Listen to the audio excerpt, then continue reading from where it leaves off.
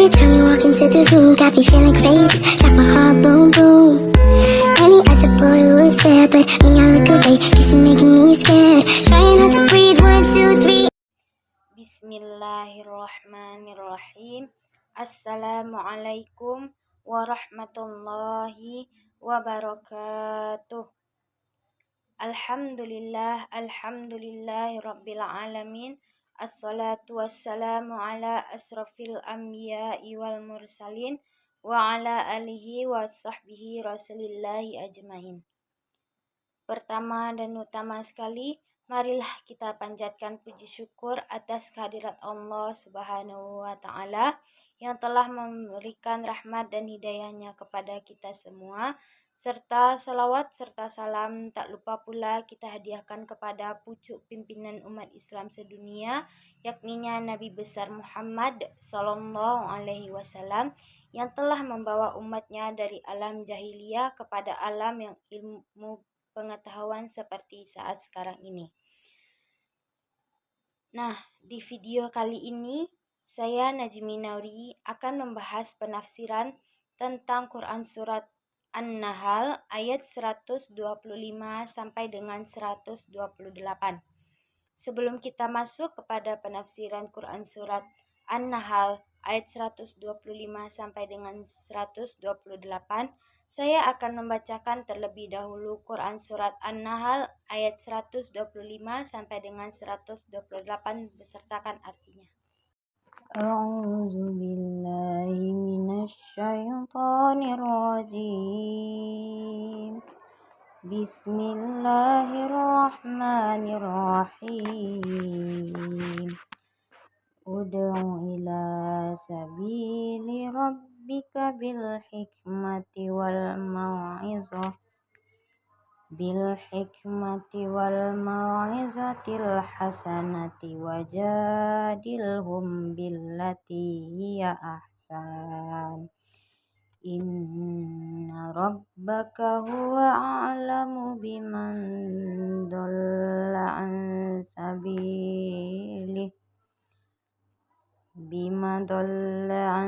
sabilihi wa huwa a'lamu bil muhtadin.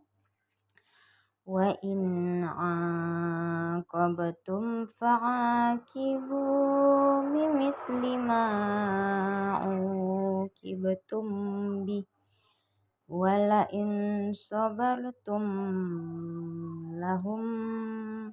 lahu khairul lis-sabirin. Wasbir wa ma sabruka illa billahi wa la tahzan alaihim wa la taku fi dhaikim mimma yamkurun. Innallaha ma'al ladzina taqaw wal ladzina hum muhsinun.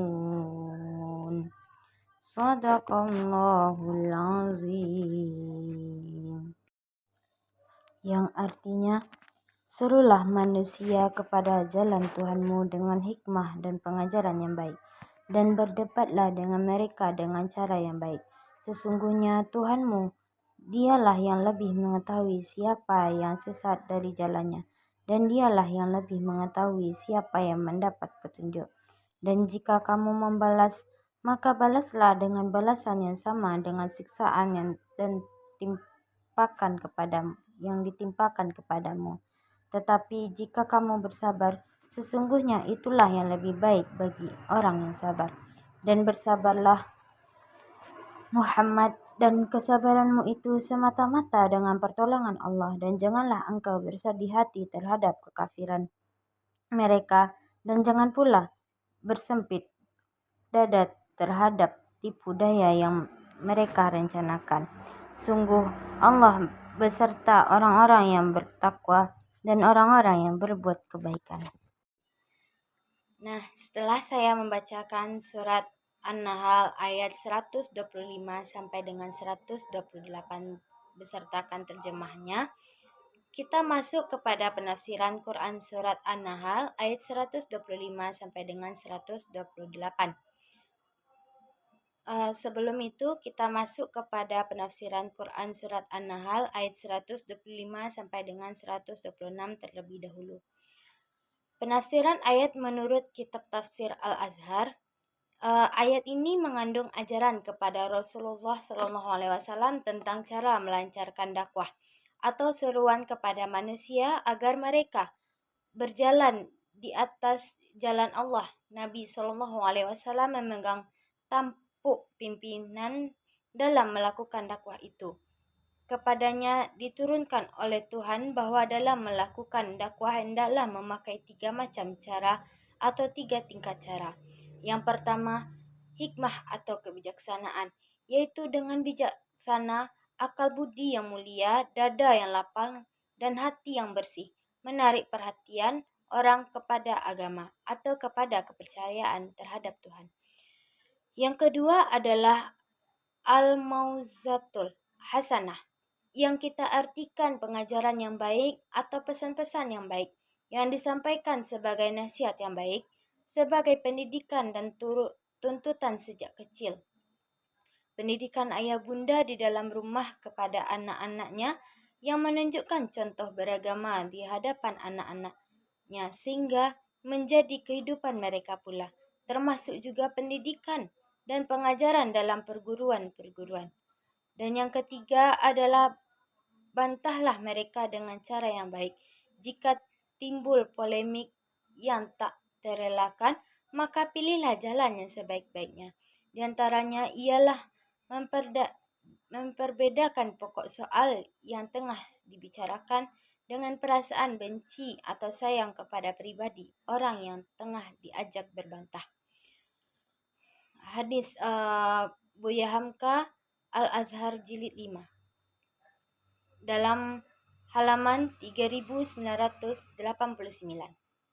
Dan di dalam ayat 127 dan 128 ini menjelaskan bahwa macam-macam penderitaan yang dialami Rasulullah baik saat di Mekah maupun di Madinah, kadang-kadang karena sakitnya pukulan itu, berniatlah beliau bahwa kelak kalau memang hendak membalas kepada musuh-musuh itu. Ayat ini menjelaskan memang itu adalah hak beliau. Jika membalas, balas dengan balasan yang setimpal. Nyawa bayar dengan nyawa. Jika ini kejadian dengan Wahsy, budak yang membunuh Sayyidina Hamzah. Seketika Rasulullah SAW tahu bahwa Wahsy itu yang membunuh Hamzah dan merobek dada Hamzah lalu mengeluarkan jantungnya dan digigit oleh Hindun istri Abu Sufyan buat melepaskan sakit hatinya. Sebab saudara-saudaranya mati di peperangan Badar karena kena pedang Hamzah. Rasulullah SAW bertekad bahwa kelak kalau Wahsy itu dapat dalam satu peperangan akan disiksa setimpal dengan kejahatannya. Sebab kalau menurut kita sekarang ini, cara yang dilakukan oleh Wahsy itu ialah kejahatan atau penjahat perang. Karena dalam peraturan perang di zaman jahiliyah sendiri pun amat hina menganiaya mayat. Tetapi setelah kemarahan beliau mulai mereda menurun, membalas kepada Wahsy itu mulai menurun pula. Sebab ingat akan ujung ayat ini, dan jika kamu sabar, maka itulah yang lebih baik bagi orang-orang yang sabar. Apa yang kejadian kemudian?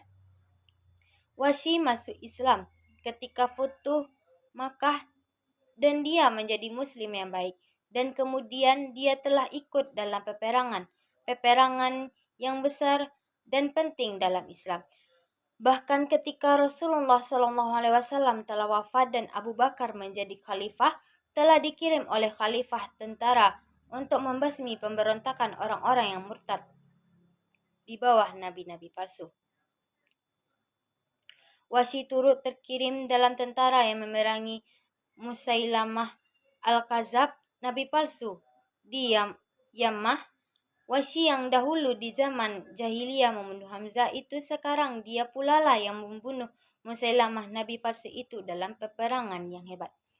Banyak lagi contoh demikian yang terjadi dalam sejarah Nabi Muhammad Sallallahu Alaihi Wasallam, seumpama orang Yahudi yang datang memaki-makinya, dituduh pelambat membayar hutang, diterimanya dengan senyum dan dibayarnya hutangnya, padahal Umar bin Khattab sudah nyaris menyentak pedang hendak membunuh orang Yahudi itu. Apa yang jadinya? Dia masuk Islam di saat itu juga karena tertawan oleh kesabaran dan kelemah lembutan sikap Nabi Shallallahu Alaihi Wasallam. Di akhirnya Tuhan tekankan lagi, dan bersabarlah engkau, dan tidaklah sabar engkau itu melainkan dengan Allah Subhanahu wa taala. Itu terdapat dalam Quran surat An-Nahl ayat 127. Macam-macam yang engkau hadapi dalam sikap dan cara kaummu yang bodoh itu, yang kasar budinya, sombong sikapnya. Syarat kemenangan ialah sabar. Sabarmu bukanlah kelemahan, tetapi itulah dia yang sebenarnya kekuatan. Sebab engkau kuat mengendalikan diri. Dalam hal yang demikian, engkau adalah dengan mengendalikan diri. Dalam hal yang demikian, engkau adalah dengan Allah. Engkau tidak dibiarkan Tuhan sendirian. Dan jangan engkau berduka cita terhadap mereka. Mentang-mentang mereka belum mau engkau ajak, tapi bergembiralah hatimu. Sebab di samping yang masih berkeras tidak mau mengakui. Yang telah tunduk pun banyak pula dan telah menjadi pengikutmu yang setia. Dan jangan engkau bersempit hati lantaran tipu daya mereka.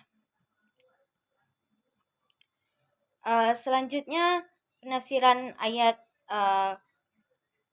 128 ini menekankan memperbolehkan kabar gembira bagi orang-orang yang beriman dan beramal soleh bahwa mereka akan mendapatkan tempat yang mulia di sisi Allah. Selain itu juga relevansi dari Quran surat An-Nahl ayat 125 sampai dengan 128 ini terhadap pendidikan, yaitu yang pertama metode pendidikan Islam dengan keteladanan.